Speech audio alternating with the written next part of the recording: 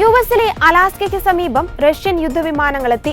റഷ്യയുടെ Tu-95, Su-35 യുദ്ധവിമാനങ്ങളാണ് അലാസ്കയ്ക്ക് അടുത്തെത്തിയത്.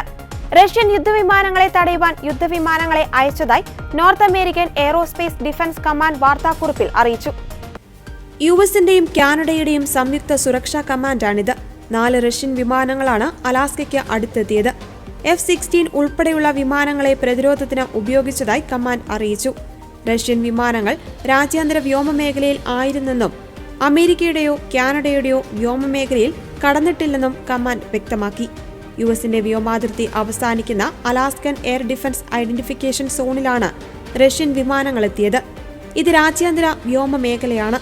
ഇവിടെ വരുന്ന വിമാനങ്ങൾ സുരക്ഷ കണക്കിലെടുത്ത് വിവരങ്ങൾ സ്വയം വെളിപ്പെടുത്തണം. റഷ്യൻ വിമാനങ്ങൾ അങ്ങനെ ചെയ്യാത്തതിനാലാണ് യുഎസ് വിമാനങ്ങൾ പ്രതിരോധം തീർത്തത്. മുൻപും റഷ്യൻ വിമാനങ്ങൾ മേഖലയിൽ നിരീക്ഷണം നടത്തിയിരുന്നു.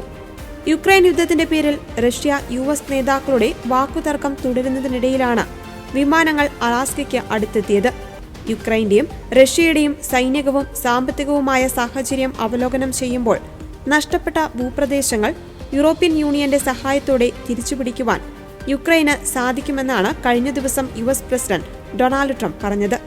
സമയവും ക്ഷമയും യൂറോപ്പിന്റെയും നാറ്റോയുടെയും സഹായവുമുണ്ടെങ്കിൽ യുദ്ധം ആരംഭിച്ചപ്പോൾ അതിർത്തികൾ എങ്ങനെയായിരുന്നു ആ നിലയിലേക്ക് യുക്രൈന് തിരികെ വരാനാകും. റഷ്യ വെറും കടലാസുപുലിയാണെന്നും ട്രംപ് പറഞ്ഞിരുന്നു.